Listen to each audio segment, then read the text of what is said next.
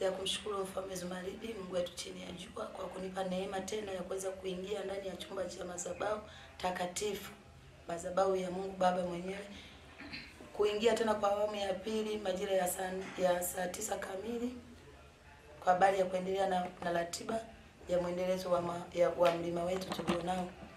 Basi siku ya tarehe 10 mwezi wa 3 mwaka 2025, siku ya Jumatatu, tumeingia tena kwa awamu ya pili. Mfalme Zumaridi ametujenga, na katika maneno aliyoyazungumza Mfalme Zumaridi, yani alikuwa mimi katika ulimwengu wa roho nilikuwa naona, yani wakati anaendelea kutujenga Mfalme Zumaridi anaendelea kuzungumza, mimi katika ulimwengu wa roho nilichokuwa nakiona ni nguvu alikuwa anaturushia. Kila neno aliyokuwa akilizungumza alikuwa anarusha nguvu kwetu kubwa. Yani kila neno akilizungumza anarusha nguvu kwetu kubwa. Lakini wakati akiendelea kurusha hivyo, akiendelea kurusha kila neno aliyokuwa akizungumza anaturushia nguvu, akasema kwamba kila mmoja akae sawa sawa kuipokea hiyo nguvu kwa habari ya kazi. Maana sasa mimi Mungu ninaifanya kazi sasa kwa habari ya kuelekea katika sherehe yangu mimi Mungu, ya kuelekea katika sherehe yangu mimi Mungu. Kwa kila mmoja aipokee nguvu, aipokee nguvu, aipokee nguvu ya kazi, aipokee nguvu ya kazi. Basi wakati anaendelea hivyo kuzungumza Mfalme Zumaridi katika ulimwengu wa roho, huko nasikia tena yani katika wakati anatujenga Mfalme Zumaridi kimwili, lakini katika ulimwengu wa roho nazidi kusikia sauti, tuipokee nguvu, tuipokee nguvu. Lakini wakati anaendelea kutuambia Mfalme Zumaridi, yani baba alianza kushukuru, yani kila neno aliyokuwa anashukuru kwa uchungu kabisa, yani kwa uchungu, yani ile shukrani ya kumaanisha kabisa mbele za Mungu. Yani sijui nielezane jinsi alivyokuwa anashukuru, anamshukuru Mungu kwa yote aliyokuwa akimwambia Mungu. Alisema naye akiwa gerezani kwamba mwanangu utatoka. Yani akawa anamshukuru, na kweli akatoka, sema asante baba, wewe sio muongo. Yani anatoa shukrani ile ya ndani kabisa, yani ile ile ya ndani, ile ya kumaanisha, ile ya uchungu. Kwa hiyo yani kumbe ile jinsi sasa ile maneno aliyokuwa yasema Mfalme Zumaridi hivyo, kumbe sasa katika ulimwengu sisi ilikuwa katika ulimwengu wa roho sasa ilikuwa inageuka kuwa ni nguvu ambayo alikuwa anaturushia Mfalme Zumaridi kwa habari ya kazi. Basi akawa anaendelea kushukuru Mungu, akasema ulisema baba tutaabudu, tumeabudu baba, wewe sio muongo, umesema na sisi mengi. Yani akawa anaendelea kumshukuru, tunakushukuru tu baba, asante kwa yote ulisema tumeyaona, na hata unaoendelea kusema na sisi utayatimiza kama jinsi. Akawa anaendelea kusema sasa Mfalme Zumaridi, hata uliomwaahidi mtumishi wako Diana umeyatimiza. Kwa hiyo yote baba uliotuahidi utayatimiza, wewe sio muongo ndani ya huu mwaka kama jinsi ulivyosema, wewe sio muongo. Kwa hiyo wakati anaendelea kusema hivyo, anaendelea kushukuru Mfalme Zumaridi, nguvu ndivyo ilivyokuwa inazidi kutoka na kutuvaa, yani inatoka na kutuvaa ndani ya madhabahu. Basi baada ya hapo sasa Mfalme Zumaridi alivyomaliza kushukuru hivyo, kutujenga kwa njia ya shukrani, yani ametujenga kupitia matendo ambayo Mungu ameyatenda ndani ya agano lake na ndani ya kila mwaka. Hakuna mwaka uliopita kimya bila matendo ya Mungu. Yani hakuna mwaka ambao Mungu amepita kimya kama vile hayupo, hakuna. Kila mwaka Mungu anapita na tukio, kila mwaka Mungu anapita na tukio. Mwaka anaupita hivi, anaendelea na safari na anaacha alama yake huko kwamba mimi Mungu nipo pamoja nanyi, sijawaacha. Na kweli kila mwaka kweli ndivyo ilivyo. Hakuna mwaka ambao Mungu amepita kaza kimya, hajatusemesha au hajafanya lolote, hakuna. Iwe kwa kanisa, iwe kwa mtumishi wake, yote tunayashuhudia. Basi wakati anaendelea hivyo sasa Mfalme Zumaridi anaendelea kusema, ila kweli baba wewe sio muongo. Hivi kweli ni mwanadamu gani? Kila mwaka unatenda maajabu. Kila mwaka tunaona kwa macho umefanya tukio hili na haujawahi kurudia matukio. Haujawahi kurudia matukio. Kama wewe sio Mungu, ni nani sasa anayefanya vitu? Tunaona wanaomwabudu shetani. Yani mimi huko ndani ya roho yangu naendelea tu kumsihi Mungu. Tunaona wanaomwabudu shetani baba. Tunaona kabisa wanavyorudia matukio, yani wanavyoigiza miujiza. Ameona mchungaji mwenzake amefanya hivi na yeye anaigiza hivyo hivyo kama alivyofanya. Ameona kwa watumishi waliopita kwenye Biblia ameangalizia naye anafanya hivyo. Yani kila mwaka ni kupokea mafanikio tu, pokea mafanikio, pokea ndoa njema, pokea kuolewa, pokea. Yani kila mwaka wao ni hayo. Lakini wewe Mungu wa kweli, kila mwaka ni mapya, kila mwaka ni mapya. Na ndio maana nikawa nasema sana ndani ya roho, na ndio maana baba kila mwaka hawaishi kukuzungumzia, hawaishi kukuosha, yani kukusifia. Hawaishi kukusifia, maana unasema baba matusi kwako ni sifa, matusi kwako ni mafuta. Kwa hiyo hawaishi kukupaka mafuta kwa sababu ya matukio yanawachanganya. Wewe si mwanadamu, hujawahi kurudia matukio, Basi wakati anaendelea kuzungumza anasema, mimi naamini kabisa Yaani huko sasa ninasema mimi naamini kabisa Mungu, huu mwaka ndio una matukio makubwa ya ajabu, kwa sababu ni mwaka ambao umeuleta mwanga duniani, ni mwaka ambao ni mwaka wa uhuru, ni mwaka ambao ni wa uhuru wa Zumaridi wa mbinguni, na ni mwaka wa uhuru wa agano letu, na ni mwaka wa uhuru wa uzee wa kwanza, na ni mwaka wa uhuru wa dunia. Huu ni mwaka wetu wa uhuru, wala si wa kukimbia tena, wala si wa kulielia tena, ni mwaka wa uhuru. Maana Mungu anajua kabisa maana ya uhuru. Baba, maana ya uhuru ni kwamba kila kitu kiko huru, hakina tena kipingamizi. Ndio maana ya uhuru. Na ulisema Baba, kuanzia sasa tuko huru kama jinsi Zumaridi wa mbinguni alivyo huru, na sisi wote tuko huru. Kwamba kama jinsi Zumaridi wa mbinguni alivyo huru na Zumaridi wa duniani wote wako huru, na sisi tuko huru. Kwa hiyo kwenye uhuru hakuna tena linaloshindikana. Yaani kwenye uhuru ni kila kitu kimewekwa huru. Kwa hiyo Baba, mimi naamini yote yamewekwa huru, mpaka watumishi wenzetu wa mjengoni mpaka sasa wako huru, hawana kipingamizi tena. Basi hapo tulikuwa tumeshaingia sasa kuabudu, huku mimi naendelea tu kuzungumza, lakini sasa nikawa wakati tunaabudu naendelea kuongea huko rohoni, naendelea kumsifu na kumsifu kwa yote ambayo amezidi kuyatenda, na kweli tunayaona. Nikaendelea tu kumsifu rohoni. Baadaye tukamaliza kuabudu, tukaingia sasa kwenye kutakasa anga na kuitakasa kanisa. Wakati tumeingia kwenye kutakasa anga, sikupata neema ya kuona chochote, ila mimi niliendelea tu kumshukuru Mfalme kwa matendo yake makuu. Nilikuwa yani kama vile nimewekewa skrini, yanapita tu matendo ya Mfalme Zumaridi aliyoyatenda. Basi baada ya hapo tukaingia kwenye upande wa kuliombea kanisa. Sasa wakati tupo katika eneo la kulitakasa kanisa, nilianza kwa kulitakasa kwa uchungu kabisa, maana na mimi mwenyewe ni kanisa, na mimi mwenyewe ni moja ya kanisa, nimo ndani ya kanisa. Na basi nikawa natakasa kwa uchungu kanisa, na litolea kiza kanisa kwa uchungu. Tunajitakasa, Baba, tutakase kanisa lako. Wakati tupo katika hali hiyo ya kutakasa kanisa kwa uchungu, niliweza kusikia sauti ya Mfalme Zumaridi.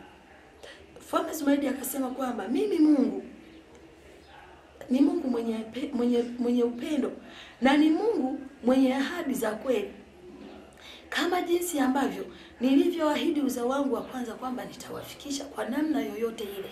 Ninahitaji niwafikishe kwa mapambano ya kila aina, kwa vita za kila aina, kwa mapambano ya kila aina. Ninaahidi kuwafikisha. Kwa hiyo huo ni upendo wangu mimi Mungu. Nikitazama ndani ya kanisa langu, hakuna aliyenipa chochote chenye kufanya kuweka alama ya kwamba hata angenitenda nini, hata angetenda dhambi gani, lazima nimfikishe kupitia alama aliyoniwekea. Hakuna, nikiangalia ndani ya kanisa langu, hakuna aliyeweka alama ya kusema kwamba haitofutika kwa dhambi yoyote atakayofanya, kwamba haitofutika, kwamba ile dhambi itafutwa na yale mema aliyoyatenda. Hakuna. Lakini hii yote ni neema na upendo wangu juu yenu. Basi wakati anaendelea kusema hivyo Mfalme Zumaridi, hapo tena zikawa sasa maajabu ambayo nimeweza kuyashangaa, zikawa zinabadilishana sauti, ndani mwili mmoja huo wa mfalme na uona hivi mwili wa Mfalme Zumaridi, lakini ukiwa katika hali nzuri sana, hali ya ubaridi, ya ile afya ambayo haijawahi kuishi duniani, labda niseme hivyo, jinsi nilivyokuwa nikiona ule mwili wa Mfalme Zumaridi akiwa anaongea na mimi. Basi hapo akaniambia kwamba sauti zikabadilishana, ikatoka tena ile sauti ya Mfalme Zumaridi ile ambayo ilikuwa inatoka pale. Hapo tena ikaja sauti nzito kabisa, ni nzito kwenye mwili mmoja.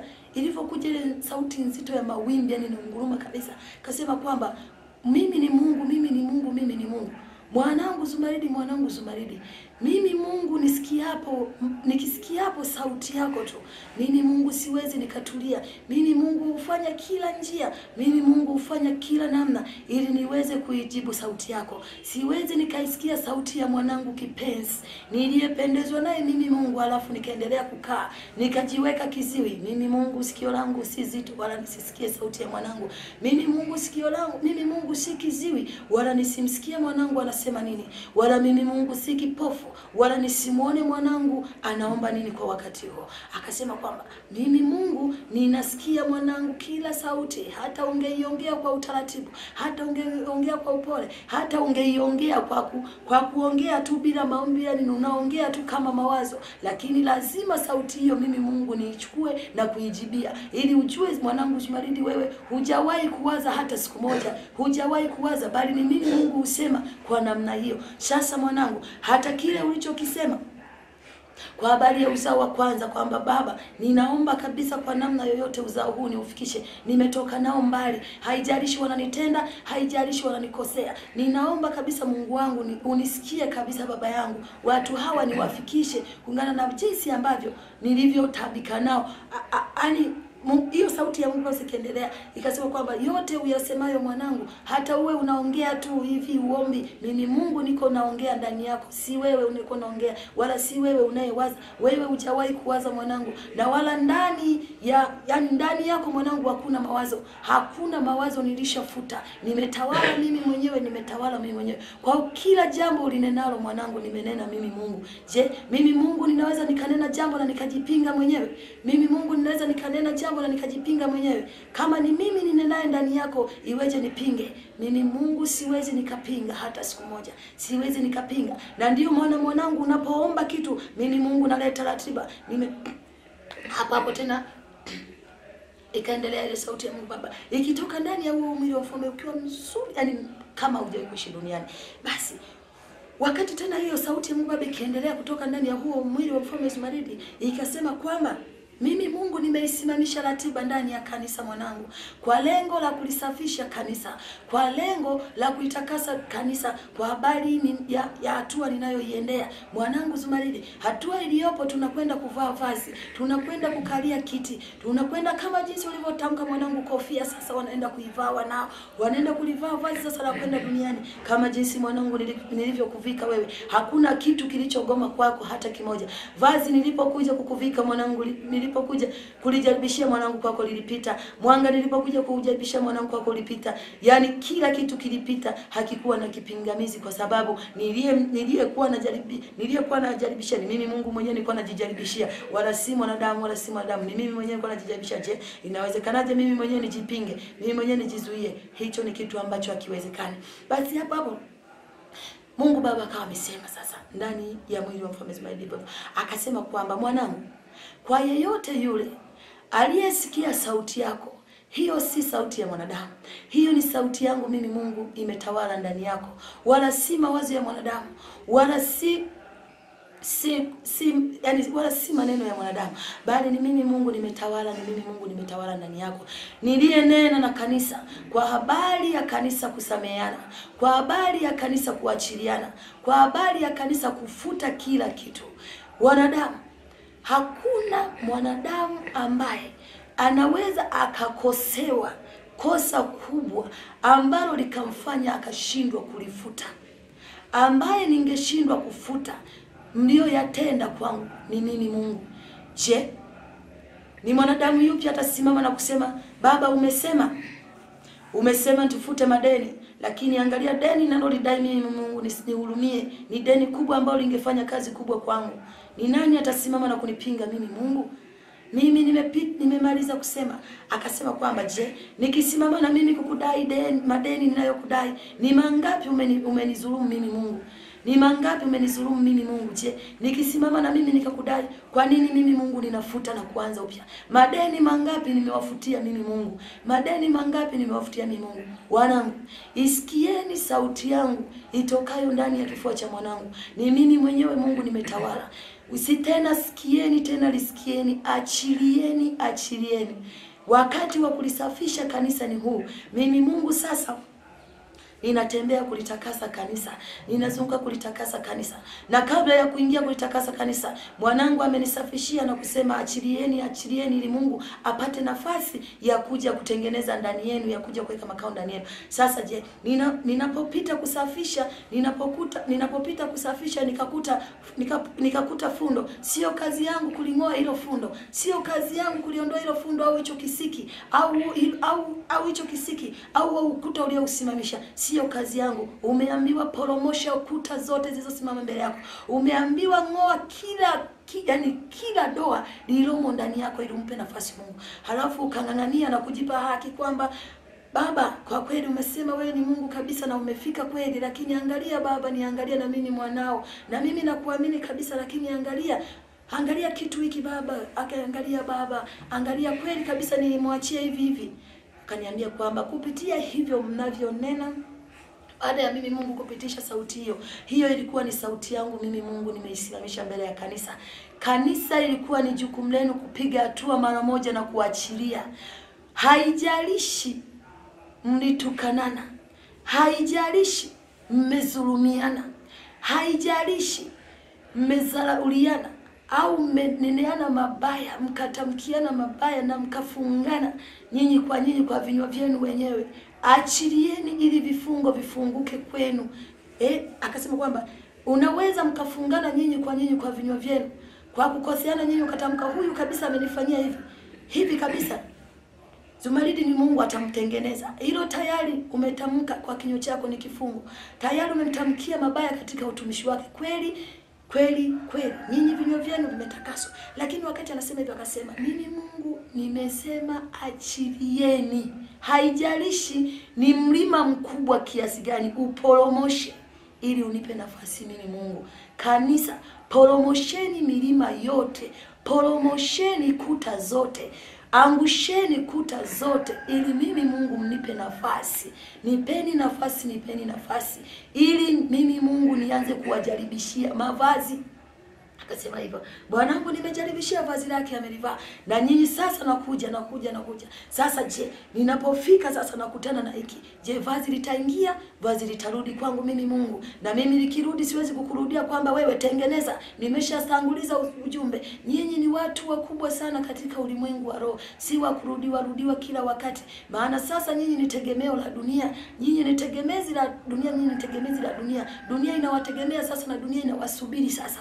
Dunia imewasubiri. Na mimi Mungu nimewarahisishia kazi. Na mimi Mungu nimewatafunia. Mmebakisha kumeza tu. Na baada tayari mimi Mungu chakula chote nimekitafuna. Kilichobaki ni nyinyi kumeza katika uso wa dunia. Sasa achilieni. Hakuna jambo ambalo unaweza ukanisimamishia mimi Mungu na kusema Baba nitazame kwa wakati mimi nimesimamisha neno kwamba achilia. Usiingie magotini kuniuliza Baba, na hii hela kubwa hivi niachilie.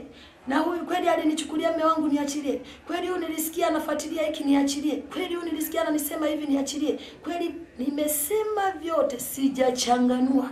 Nimesema achilia. Ukiachilia bila kukumbuka nyuma wala bila kuwaza ulichokuwa nacho, utanishuhudia mimi Mungu malipo yajayo mbele yako ni makubwa, uzao wa kwanza. Usije ukapoteza kikubwa kwa ajili ya kidogo. Usije ukapoteza kikubwa kwa ajili ya kidogo ulichokingangania. Umengangania kidogo halafu kikubwa unakiacha kinapita. Maana likikupita ili vazi, kikakupita kiti, kisa umengangania deni lako, ama umengangania kesi mliogombana labda na mume wako ndani ya ndoa, au umengangania hiki mlishindana labda hivi na mtumishi mwenzako, umengangania hicho, utapitwa na vazi litakataa kuingia ndani yako. Ni sawa na kujaribishiwa, kama alivyoambia mwanangu Diana kwamba nimemjaribishia mwanangu likaingia bila kipingamizi. Ndivyo ilivyo, kwa sababu hana mawana mtu yote, hana chochote. Kwa hiyo hata nyinyi achilieni, bakini kuwa weupe. Naonyesheni sasa pendo la kimbingu ambalo hamjawahi kuliishi. Pendaneni ili muialike mbingu ikaweze kusimika kilichoandaliwa. Basi hapo Mungu Baba kama endelea kuzungumza akiwa ndani ya kifua cha Mfalme Zumaridi, akasema kwamba wanangu, mimi Mungu ninatekeleza agizo la mwanangu. Mwanangu anaagiza tu, Baba fanya na hiki, Baba fanya na hiki, Baba fanya na hiki. Ameniagiza Baba ufikishe uzao wangu, lakini mimi Mungu nikitazama uzao unafika, lakini unamkimbia mwanangu. Uzao unafika na umefika kabisa kwenye mapambazuko, yani pamepambazuka, giza halipo tena, lakini wanamkimbia mwanangu. Sasa je, na mwanangu amesema Baba uzao wangu ufikishe, Baba, uzao wangu ufikishe. Yaani naomba ufikishe. Sitaki kuwa kama maagano yaliyopita, uzao wa kwanza ulishia njiani. Mimi nataka liwe agano la tofauti. Sasa na mimi lazima anachoniagiza mwanangu nikitekeleze. Sasa na mimi naagiza ndani ya kanisa, msipotekeleza hili agizo langu, na si kwamba ni la kwanza, nalirudia, nililizungumza ndani ya mwanangu, na sasa naagiza tena kwa habari ya kwenda kuzungusha wigo na ngome kubwa ya kutokuniacha mimi Mungu. Bila kusimika ngome mimi Mungu, mtaniache tu. Hata ungesema nimemshika Zumaridi paka kwenye unyayo wake na utosi wake, kila kona nimemshika, siwezi nikamwacha. Mwanadamu, ile ni vita. Ile ni vita ya kwenda kulisimika jina langu katika uso wa dunia, na mpaka likatawale dunia nzima na mbingu nzima na kuzimu yote, likatawale jina moja, lisiwepo tena jina la aina yote. Sio kazi ndogo, na sio lele mama, na sio mchezo. Kwa hiyo usije ukasema nimemshika Zumaridi kila kona, na kuambia najiamini, siwezi nikamwacha, wala baba hawezi akaniacha. Nimemshika mwanangu. Hakika tambua ile ni vita. Tambua ile ni vita, na ile ni nguvu. Je, una nguvu gani wewe bila mimi Mungu kusimama? Ama bila mimi Mungu kusimama ndani ya mwanangu, una nguvu gani ya kuweza kumsukuma Babeli akaanguka asitimize kusudi lake kwako? Una nguvu gani ya kujisimamia? Ama una utakatifu gani kwa wakati huo wa kuweza kumsukuma Babeli asiweze kukuangusha? Basi hapo wakati anaendelea kuzungumza hivyo, Mungu Baba akasema, sasa agizo hili nalirudia tena, na ndani ya kulirudia lipo kusudi kubwa. Wanadamu, acheni kujivuta katika wakati wa mwisho. Yaani huu wakati. Na ninaweza nikasema kwamba una siri kubwa, lakini ninaweza nikasema kwamba na moja ya siri za nyakati hizi nimeanza kuzifunua kwa macho mnazishuhudia. Siri ya kwanza ni Zumaridi wa mbinguni kuja duniani. Nani alitambua? Nani alitambua kwamba atakuja ataletwa kwa kupitia mwili wa mwanadamu? Nani alitambua kwamba mwanga utashuka kwa namna hii? Nani alitambua? Hiyo ni moja ya siri ambayo nimeiweka wazi mimi Mungu.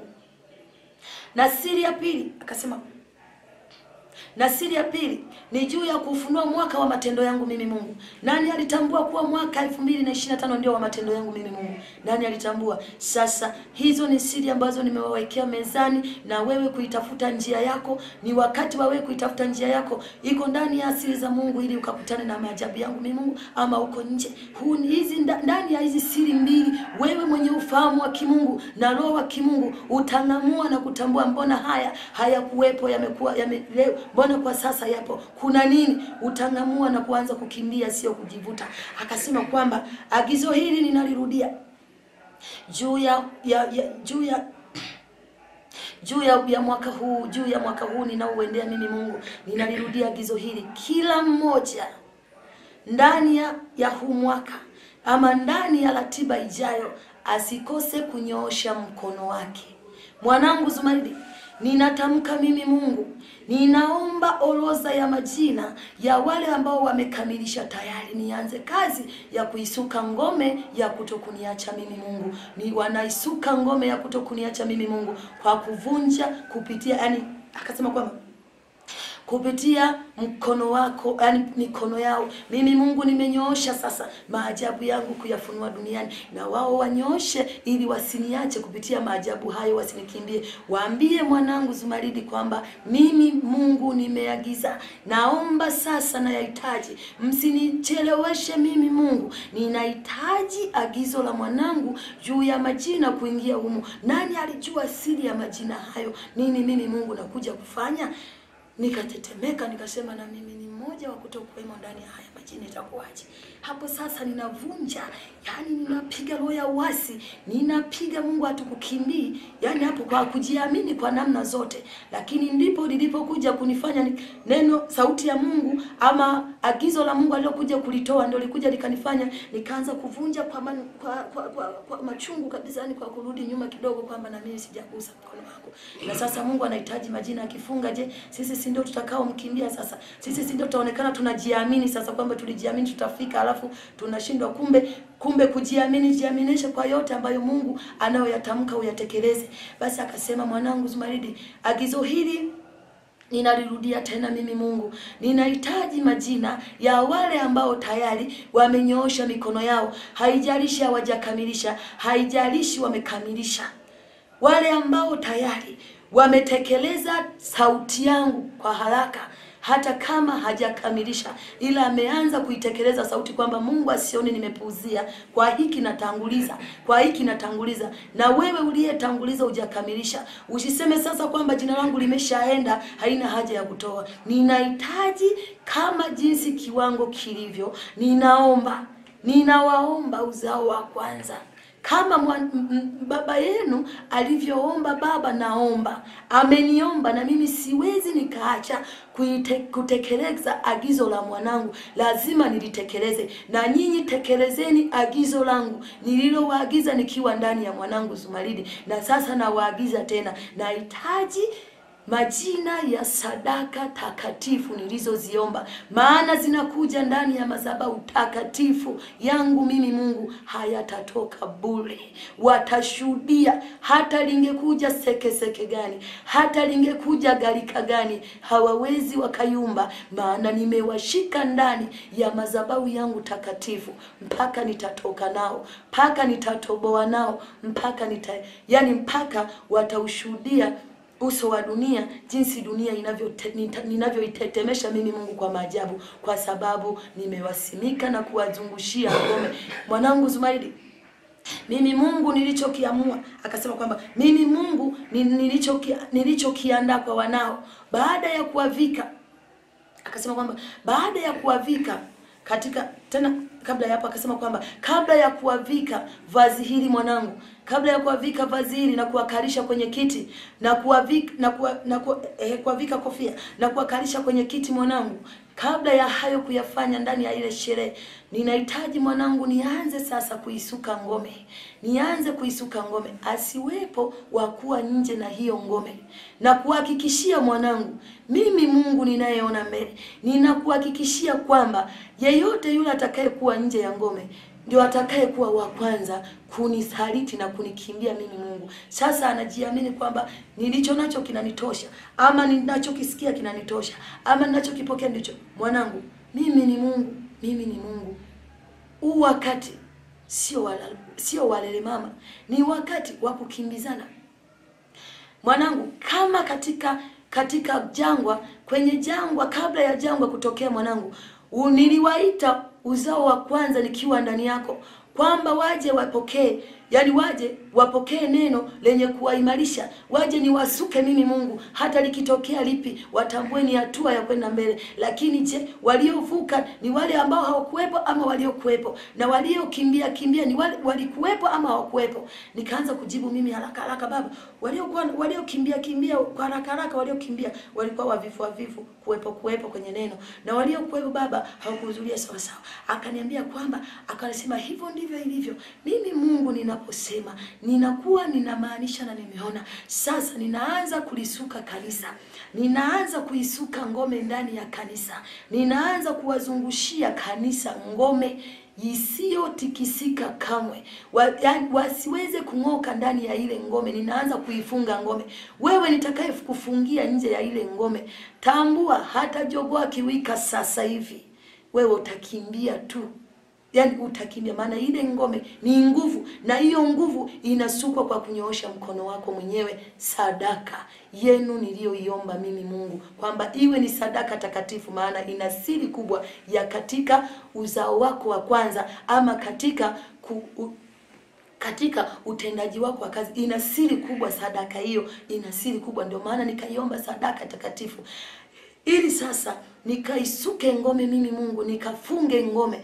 Ni wote ninaowafungia ndani ya hiyo ngome, mtakwenda kuyashuhudia mema yangu mimi Mungu. Hata ungetikiswaje, bado utashangaa kama vile umeingiwa na roho ambaye yani hajawahi kuingia ndani yako, ambaye atakuvusha na kukupa ujasiri wa ajabu. Nyinyi bila kuwashushia roho wa ujasiri ndani yenu, hakuna atakayestahimili. Mungu akasema hiyo hayupo. Nani aliyewahi kuona uso wangu mimi Mungu na akastahimili? Nani aliyewahi kuona maajabu yangu mimi Mungu yenye kutikisa dunia, sio taifa, dunia, na akastahimili. Sasa nikawa najiuliza, nisiseme hayupo, kumbe sijaelewa maana yake. Nikaendelea sasa kumsitu Mungu, Baba tushikilie, shika kabisa Baba, tusimoke. Yani hakuna usaiti. Yani sasa hapo nikawa wakati nasikia sauti ya Mungu huku napiga, lakini nikawa naona kama sipigi, niongeze kupiga, yani niongeze kupiga paka nimejikuta nimepiga nikaukata ulimi. Yani nimeukata, yani nimekata kiasi yani ambacho ni kama nimechanwa na kiwembe yani kwenye ulimi. Basi sasa wakati hivyo sasa napiga hivyo mpaka yani nimekata kama nimekiwa kiwembe na ni eneo kubwa nitaonyesha. Basi ninapiga hivyo ili tu ile litoke kabisa, lisisikike tena mbele yetu, maana Mungu anazidi kukazia kwamba lipo na lipo na lipo, bila kunyoosha mkono wenu niwazungushie ngome, maana ile ngome ni nguvu ya sadaka yenu, ambayo ndio itawashika hiyo nguvu mpaka kufikia kwenye baraka zangu mimi Mungu, baraka zenu ambazo nimewaandalia mimi Mungu. Dunia yote nitaibariki mimi Mungu, lakini wale waliosota na mimi, baraka zao haziwezi zikalingana na baraka za dunia, haziwezi zikalingana na baraka za uzao wa pili. Wewe uliye uzao wa kwanza, ukifanikisha kunielewa mimi Mungu, ukaingia kwenye hii ngome ninayoisuka mimi Mungu, kuanzia sasa ninakwenda kuanza kuisuka ngome. Ndio maana mimi Mungu nimeyaomba majina yaingie sasa, nianze kazi. Sina kazi nyingine mwanangu, sina kazi nyingine. Kazi ninashughulikia uzao wako wa kwanza tu kupitia maombi ulioniomba. Hiyo ndio kazi ninayoshughulikia juu ya uzao wako wa kwanza, kama jinsi ulivyoniomba. Usije ukasema Baba, mbona sasa umeuachia uzao wangu wa kwanza umenisamba? Mbona sasa umeukimbia uzao wangu wa kwanza umekimbia Baba? Wakati niomba shahidi yangu, sitaki mwanangu ulaumu wala umie. Mimi ninataka sasa wote wafike kama jinsi mwanangu ulivyoniomba. Agizo uliloniagiza baba yako, ninataka nilitende mwanangu, ninataka nilitende. Wewe ni baba yangu Zumaridi, wewe ni baba yangu. Mimi ni mtoto kwako. Yani Mungu Baba anaongea, mimi ni mtoto kwako, mimi ni mtoto kwako. Na mtoto siku zote lazima amsikilize baba anachokisema. Mwanangu Zumaridi, mwanangu Zumaridi, baba yangu Zumaridi, na kusikiliza baba, na kusikiliza baba. Sema baba unachosema, mimi nitekeleze. Na mimi ninakuahidi kuufikisha uzao wako endapo watalitekeleza agizo langu. Nimerudia agizo hili. Lakini kwa yule ambaye ataona tulishazoea kuambiwa, mwanangu, sasa hivi sio wakati wa mazoea ya kuambiwa. Nimesema sasa hivi sio kuongea, ni matendo. Mwanangu, ni matendo. Mwanangu, ni matendo. Baba yangu Zumaridi, ni matendo. Sasa nikawa nashindwa kuelewa baba ni nani na mwana ni nani. Lakini Mungu akasema mimi ni mtoto, mimi ni mtoto, mimi ni mtoto. Hakika baba yangu, hakika baba yangu, unakwenda kunikusanyia dunia, unakwenda kunikusanyia dunia. Na mimi mtoto nakwenda kupokea urithi sasa, kurudisha katika kifua changu na kwenda. Yani Mungu ametuchana kusema yeye ni mtoto, anakwenda sasa kupokea urithi na kurudisha. Tayari jiji la mtawala wa dunia limeandaliwa, mbingu yani kumbe, yani watumishi wa Mungu, ni maajabu haya ya Mfalme Zumaridi, ni maajabu.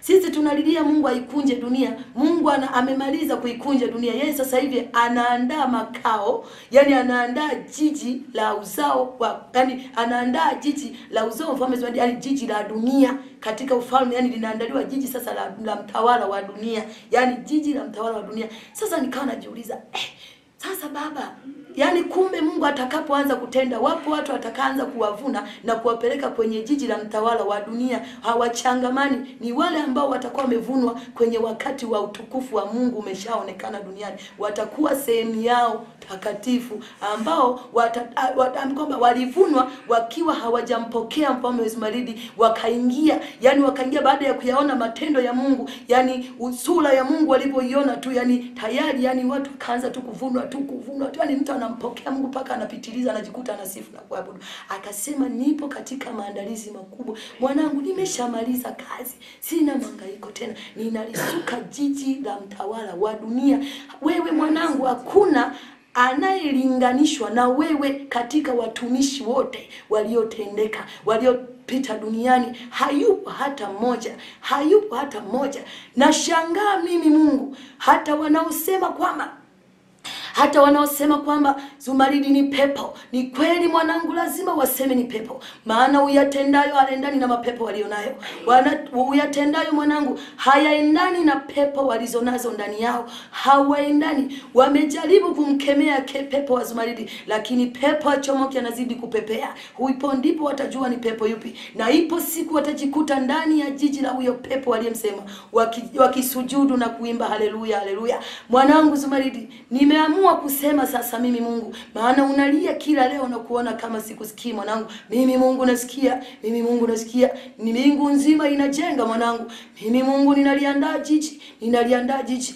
Ni jiji jipya, ni jiji jipya la dunia, ni jiji jipya la mtawala wa dunia, ambayo historia hiyo haitakuwepo katika, haijawahi kuwako katika ufalme wala katika nchi yoyote, ya kwamba jiji lilitengwa kwa habari ya aliyepigana mpaka dunia ikaanguka chini yote. Mwanangu, wewe sio wa kawaida. Mwanangu, wewe sio kawaida. Ndio maana nasema mimi ni mwana, wewe ni baba. Mimi ni mwana, wewe ni baba. Sio kitu kidogo mwanangu. Leo wanadamu wanakuona hivi, lakini mwanangu, hawatastahimili kukutana na wewe hivi na wakakutazama.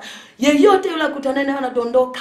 Yaani watakuwa wanaondoka kirahisi tu mwanangu, wanaingia kwenye jiji. Wanaondoka hivyo tu wakutanapo na mwili wako. Wewe sio kaida. Ni mwanadamu gani wewe uwezaye kuikunja dunia niliyekuwa nimeizila mimi Mungu? Wewe sio mwanadamu, wewe sio mwanadamu. Na wewe ndio maana wanashindwa wakulinganisha na nini. Wewe mwanangu hulinganishwi na chochote. Wala mimi Mungu sijawahi kukulinganisha na chochote katika hazina zangu za mbinguni. Wewe ni hazina pekee niliyoitenga kwa miaka mingi, kwa karne na karne, kwa habari ya kuja kuikunja dunia. Na leo mwanangu, ninakuandalia jiji la dunia, jiji la mtawala wa dunia. Wanadamu wote watakaoanguka kwako wanakwenda kuulisi jiji la mtawala wa dunia. Na mpaka kuanzia sasa mimi Mungu akasema kwamba baada ya sherehe hii, yani hii sherehe sasa, lile jiji litazinduliwa rasmi. Sasa sijui mbeleni sasa kuna nini baada ya jiji hilo kuzinduliwa, sijui. Maana baada ya kusikia hivyo nilijikuta nimerushwa na kitu kama kitu kikanizua hivi, nikajikuta sijielewi niko wapi, nikajikuta niko angani, lakini nikawa naona mawingu yameandikwa lugha ya kimbingu, mawingu yote yameandikwa lugha ya kimbingu, lugha ya kimbingu. Sikuelewa, nikaona kama vile dunia imegeuka kuwa mbingu na mbingu imegeuka kuwa dunia, hivyo muunganiko kawa. Akasema na hiyo siku mwanangu asiwepo wa kuleta kawaida, na wala hiyo siku sitoruhusu iwe baada mimi Mungu. Na ndiyo maana sasa ninayashusha majeshi yangu kuweka sawa sawa, ninayashusha majeshi yangu kuliweka sawa sawa kanisa na kuweka sawa sawa uzao wa kwanza, maana ni siku ya kulizindua jiji la mtawala wa dunia, jiji special kwa habari sasa ya matukio yajayo. Dunia nakwenda kuivuna kirahisi, dunia nakwenda kuivuna kirahisi. Ndio maana nasema mimi ni mwana, nimesubiri kulipewa ulisi na mwanangu, nimesubiri kupewa ulisi na baba yangu. Zumaridi, wewe ni baba yangu, naanguka miguuni mwako mimi Mungu, naanguka miguuni mwako, naanguka miguuni mwako. Mwanangu, ulipoitwa Masihi wa agano ulijua ni nini? Ulipoitwa Masihi wa agano ulijua ni nini? Ulipoitwa Mungu wa dunia ulijua ni nini? Sasa unakwenda kujijua mwanangu, unakwenda kujijua. Na wale wakuzalauliao, na wale wakutukanao, na wale wakuziakiao, nao sehemu yao naiandaa, nao sehemu yao naiandaa, ninaiandaa, wala hawataingia katika jehanamu ya maagano yaliyopita. Nao naandaa jehanamu nyingine katika ulimwengu wa mbingu. Nimeitanua mimi Mungu, nimeitanua mbingu. Sasa inakwenda kuwa ya ajabu mbingu. Yani siupati uhalisia wa Mungu alivyokuwa kiongea, siupati uhalisia. Akasema ndio maana nawaambia litimizeni agizo la mwanangu, msinikwamishe mimi Mungu. Ni siku ya kuzindua. Uwezi ukajua mwanangu. Akasema hivi, wewe ambaye hunyoshi mkono wako, na jiji sasa linakwenda kuzinduliwa, linakwenda kuzinduliwa mikono mitupu, unakwenda kujikuta huna makao. Je, unadhani ni siri ndogo niliyowaambia leteni sadaka takatifu? Kwenda kulizindua jiji kupitia sadaka zenu sio kitu kidogo, sio kitu kidogo. Sasa mwanadamu, Nielewe mimi Mungu kuomba sadaka takatifu isiyokuwa na unajisi wote, maana ninakwenda kulizindua jiji takatifu la dunia. Dunia yote inarudi kwangu sasa mimi Mungu. Hivi mwanadamu, ulitambua ni nini kilichonifanya tena kaniuliza, ulitambua ni nini majira niliyozungumza na wewe, kwa nini nilikuwa nacheka? Nikasema Baba, sikujua, nilijua tu umecheka kwamba unakuja mtikisiko ambao vigaga sasa na waleta nyuma, ambao watawazoa watu bila kujua wamezolewaje, kwamba serikali ukazungumzia na serikali. Sikujua, ukacheka sana sikujua, na kusema kwamba mwanangu nimeiweka alama, sikujua. Akasema kwamba mimi Mungu nina mipangilio kwa sasa, ni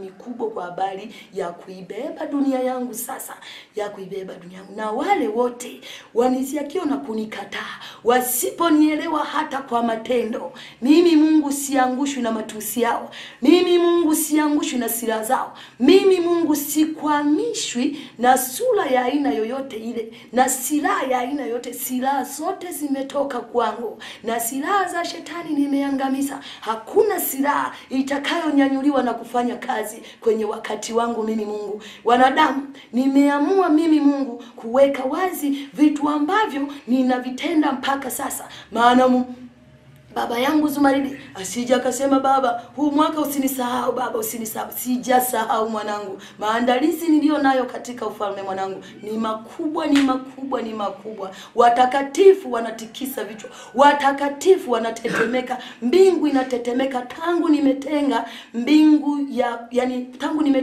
mbingu iandaliwe jiji la dunia. Watakatifu ni shangwe, ni amani, ni sherehe katika ufalme. Ni sherehe kwamba kweli dunia inarudi mikononi mwa baba yetu kupitia jemedari mkuu aliyesimama bila kuteteleka. Inakwenda kurudi. Mwanangu, baada akasema mwanangu, baba yangu, yani akawa anajiita na kuitika hivyo, baba yangu, akasema baba yangu, saluti zinamwagika katika ufalme juu ya ratiba inayoendelea.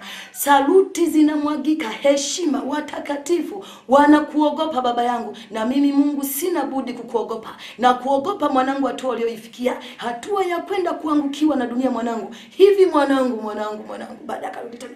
Hivi mwanangu, hivi baba yangu Zumaridi, baba yangu Zumaridi, baba yangu kipenzi, baba yangu kipenzi Zumaridi, unayekwenda kuniletea ulisi kwenye mbingu yangu.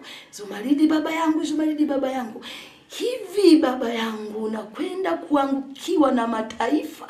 Dunia yote inakwenda kulala, inarudi kwangu. Akasema baba yangu, unanikabidhi mwanao ulisi sasa. Mwanangu, pokea ulisi, mimi baba yako nimeupigania na kurudisha mikononi mwako. Hakika wewe ni baba wa kweli. Yani Mungu anamuita mfalme, wewe ni baba wa kweli, wewe ni baba wa kweli. Mbingu yote inakupigia saluti. Hivi kwa nini ulipigiwa saluti? Ulijua ni kwa nini mwanangu ulikuwa unapigiwa saluti kabla ya hatua hii kufikia? Unajua ni nini? Baba yako akasema hivi, baba yako wakati bado husijakabidhi na kushusha vitu vyote, mbingu ilikuwa ikikupigia sauti, lakini siri nilikuwa nayo mimi Mungu. Lakini sasa hakuna siri, wanatambua Mungu ni nani. Watakatifu hawahitaji hata kusogeleana na wewe. Wamefanya wewe ni Mungu wa kila kitu. Wewe ni Mungu wa kila kitu. Na mimi Mungu leo nasema wewe ni baba wa kila kitu. Baba yangu, baba, tayari kazi imefika. Niliyoiahidi mimi mwanao, yani Mungu anasema niliyoiahidi mimi mwanao, mimi ni mwana tu, wewe ni baba. Maana sasa unakwenda kuitwa baba wa mataifa yote. Mimi Mungu nikiwa ndani yako. Sasa kati yangu na wewe, nani mtoto? Mimi ni mtoto Zumaridi. Mimi ni mtoto, wewe ni baba Zumaridi, wewe ni baba Zumaridi, wewe ni baba. Wewe ni baba. Hapo nilitazama kitu kilitokea kama mshale kutoka mbinguni. Kikasambaa dunia nzima. Yani kikasambaa dunia nzima. Sikujua ni nini kimetoka kule. Kikasambaa dunia nzima. Kusema, itazame dunia ninavyoigeuza mimi Mungu. Itazame dunia ninavyoipepeta mimi Mungu. Itazame dunia ninavyoifanya mimi Mungu. Mwanangu, baba yangu Zumaridi, wewe ni baba. Mimi ni mwana. Hakika mimi ni mwana. Hata leo nikaifunga dunia, siifungi mimi Mungu, unaifunga wewe baba. Akasema hivi, unaifunga wewe baba, wewe ndio baba unayekwenda kuifunga dunia, na atakayeonekana kuifunga dunia na kuilipua dunia. Tayari nimeanza kuwaonyesha mimi Mungu anayekwenda kuilipua dunia na anayekwenda kuifunga dunia na kuiteketeza. Ninawaonyesha, lakini wanadamu wana roho ngumu. Wanadamu wana roho ngumu na kusema haiwezekani huyu. Sasa watashuhudia kwamba inawezekana kwangu mimi Mungu, inawezekana. Maana nimekudhibitisha kwa vipimo vyote, kwa vipimo vyote, kwa vyombo vyote vya kimbingu nimekudhibitisha mwanangu. Kazi inaendelea, kazi inafanyika, kazi inafanyika. Nikiangalia upande wa wanangu ambao nimewaweka kwa miaka mingi, hakuna kingine zaidi ya kuanza kuwatoa. Sasa nikianza kuwatoa mwanangu, nitakaoanza kuwavuna nikawaweke wapi? Ndio maana naliandaa jiji la ufalme wa dunia. Ninaliandaa jiji. Huo ni utaratibu wangu mimi Mungu. Hawa kazi ya kuwatoa si kwamba ni kazi. Tayari wako wazi. Ni kufanya tu pumzi moja tu nikipuliza mwanangu, kila mmoja atamuona kwa jicho lake aliyemtarajia kwa muda mrefu. Watawaona kwa macho yao na alama zao na kila kitu chao. Nisemaeni Mungu. Basi alivyosema hivyo, akarudia, kanisa litimizeni agizo langu. Nimelirudia mimi Mungu.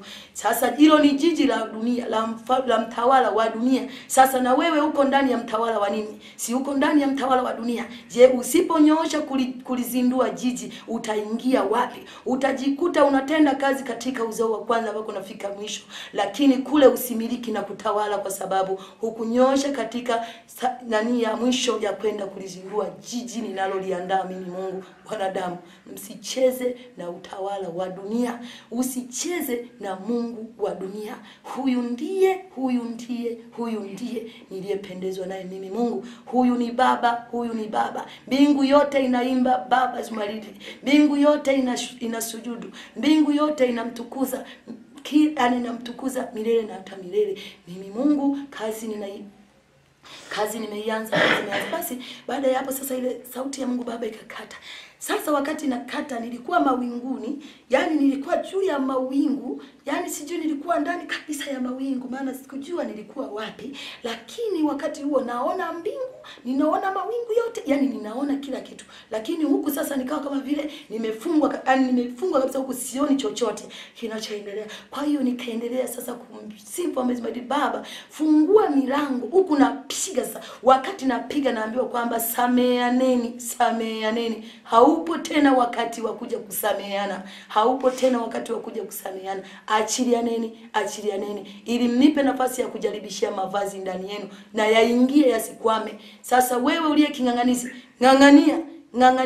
Ndani ya kung'ang'ania utashuhudia. Kama utakuwa na vazi, kama utakuwa na kiti, utashuhudia. Mimi Mungu sasa hivi nimemwambia, ninaongea na matendo, wala sitoi tena ahadi, ninatoa utekelezaji. Basi baada ya hapo nikajibu amina Baba.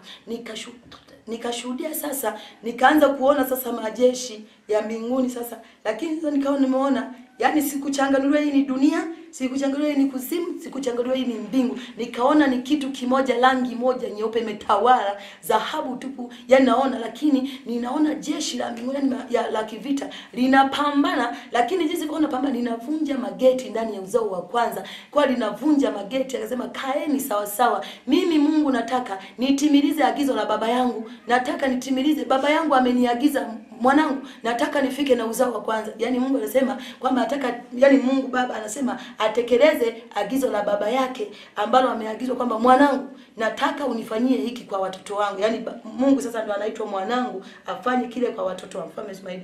Kwa hiyo akasema na mimi mwana nahitaji nitekeleze kama baba alivyoniagiza. Zumaridi ni baba yangu, lazima nitekeleze. Kwa hiyo msinikwamishe kutekeleza nilichoagizwa na mwanangu. Nataka kufanya uzao wa kwanza wa agano hili uwe wa tofauti na ukawe na historia nyingine. Hivi nyinyi mlio uzao wa kwanza, mpaka sasa mnapigania nini? Mpaka sasa katika matendo na maajabu ninayoyafanya mimi Mungu, mnapigania nini? Je, mnapigania mwili? Je, mnapigania mali?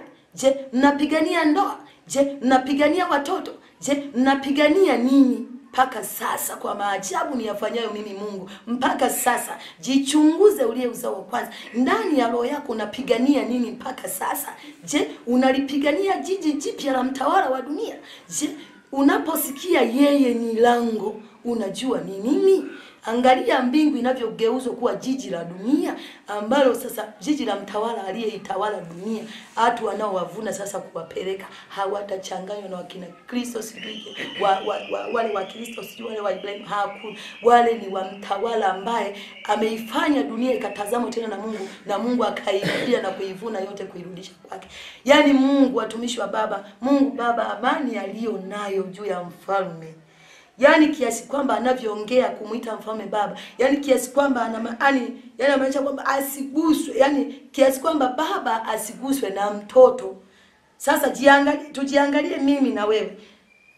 Mimi na wewe, je, mimi na wewe ni baba au ni mtoto? Na kama ni mtoto, tujiangalie sasa, tunastahimili kumsogelea kama Mungu anasema mbingu yote inamuogopa mpaka sasa, kwa ratiba ninayoiendeleza mimi Mungu. Sasa hayo ni maajabu na ni ajabu. Watumishi wa Mungu, niliendelea kushuhudia makerubi wakibomoa mageti yote kwa uzao wa kwanza. Lengo Mungu anahitaji alitimilize agizo aliloagizwa na baba yake Zumaridi, la kwamba uzao wangu naomba ufike. Uzao wangu naomba ufike.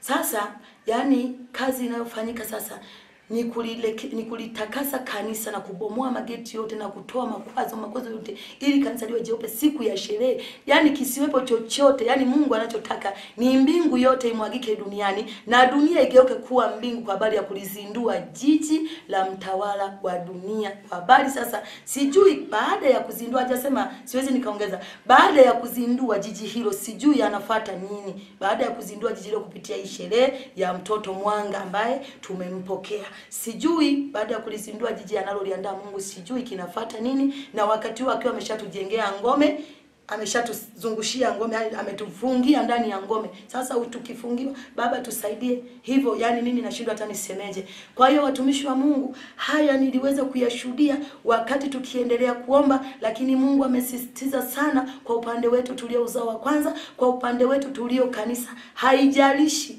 yani haijalishi, na wala hajachagua kwamba wewe huna chochote. Hajachagua, amesema kila mmoja ajitafutie nafasi katika jiji sasa analolitarajia baada ya kumaliza kazi. Baada ya kumaliza kazi duniani, anaenda kuulisi ufalme na kumiliki na kutawala mpaka mbinguni, kwamba wewe ni mtawala wa duniani mpaka mbinguni. Sasa na mbinguni unatengenezewa utawala wako. Kwa hiyo kupitia mkono wako tunyooshe mikono, tukazinduliwe na hilo jiji, tuzinduliwe nafsi zetu zikaingizwe ndani ya lile jiji. Nisisahau hapo Mungu akisema yani hiyo siku ni siku ambayo nafsi zetu sasa zitakwenda kuzindua yani lile jiji, yani jiji, yani uzao wa kwanza tutakuwa yani katika ulimwengu wa roho kulizindua lile jiji. Kwa watumishi wa Mungu, niliweza kupewa maagizo hayo na Mungu Baba ndani ya kifua cha Mfalme Zumaridi, ambaye ndiyo mwana anasema kwa sasa. Kwa hiyo Baba ni Mfalme Zumaridi. Kwa hiyo sasa ninamshukuru Mfalme Zumaridi. Labda kama nitakuwa lakini nakumbuka kama nimewakilisha yote kulingana jinsi sielewi, lakini namshukuru Mfalme Zumaridi, nimeweza kuwakilisha kama jinsi ambavyo nimeweza kushuhudia. Sifa na utukufu ninamrudishia yeye Mfalme Zumaridi. Uzao wa kwanza kweli sisi ni wa samani. Yani Mungu paka anajitoa kwamba atimize agizo la baba yake Zumaridi, sio mchezo. Kweli sauti ya mfalme inatetemekewa mbinguni. Paka Mungu anasema wewe ni baba, lazima mimi mwana nitekeleze agizo lako. Sio mchezo. Watumishi, tujione ni wajabu na tukimbizane kama Mungu alivyouliza. Ameuliza, sijui wewe kwa sasa bado unawaza nini? Yani kwa sasa bado unawaza mme, bado unawaza kazi, bado sijui unajitengenezea nini? Yani kwa sasa. Kwa hiyo Mungu paka anasema hivyo, watumishi tukae chini tufikirie sana. Huu wakati nimekuja kugundua siku ya leo, si wakati wa kuonywa, si wakati tena wa kuambiwa fanya hivi. Nimekuja yani baada ya kumaliza kuona ujumbe huo, yani nimeshamaliza ujumbe, wakati nimekaa hapa nimerudi kwenye mwili, sasa nimerudi kwenye mwili bado na nienda, lakini nikawa natafakari, hivi kweli huu ni wakati wa kuyafanya haya? Ni wakati wa kuona kweli kwa haya? Hivi kuna nini hapa? Ni wakati kweli wa kurekebishwa? Ni wakati kweli wa kuambiwa fanya hivi? Huu wakati wa tumishi wa Mungu tulio uzao wa kwanza, ambao tunakutwa ndani ya neema hii, ambao tunafungiwa, Mungu anaifunga ngome tukiwa ndani ya ngome ya kwenda sasa kuyatenda maajabu yake, tusikimbie. Hakika tumesaminiwa na Mungu. Hakika mpaka Mungu amesema mimi ni mwana, wewe ni baba, lazima nitekeleze juu ya uzao wako. Hakika tumefanyika kwa ajabu. Yani watumishi, nashindwa hata niwaambieje, ila kila mmoja ayatafakari haya, na kila mmoja ajiulize yeye ni nani, amempa nini Mungu mpaka nafanya. Basi watumishi wa Mungu, nisiseme mengi. Mimi nitaendelea kutafakari. Mimi kama mimi ninamshukuru sana Mfalme Smart Baba. Asante. Asante baba yangu, asante Mungu wangu.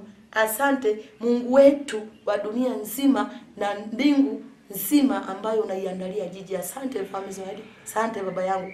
Asante Mfalme, asante hata kwa kunipa neema ya kuingia madhabahu takatifu ya Mungu Baba mwenyewe iliyojaa siri zake. Asante Mfalme. Sikustahili. Sikustahili Baba, sikustahili, ila asante Mfalme. Asante Mungu wangu. Asante Mfalme. Sina cha kusema, nasema tu asante Baba. Nishike Baba. Nishike mimi, nishike Mfalme. Baba, naomba tu mimi unishike. Asante hata kuniweka huko. Asante Baba, nashukuru. Asante Baba, sina mengi Baba, asante. Fuatilia channel yetu ya YouTube kupitia Zumaridi News TV.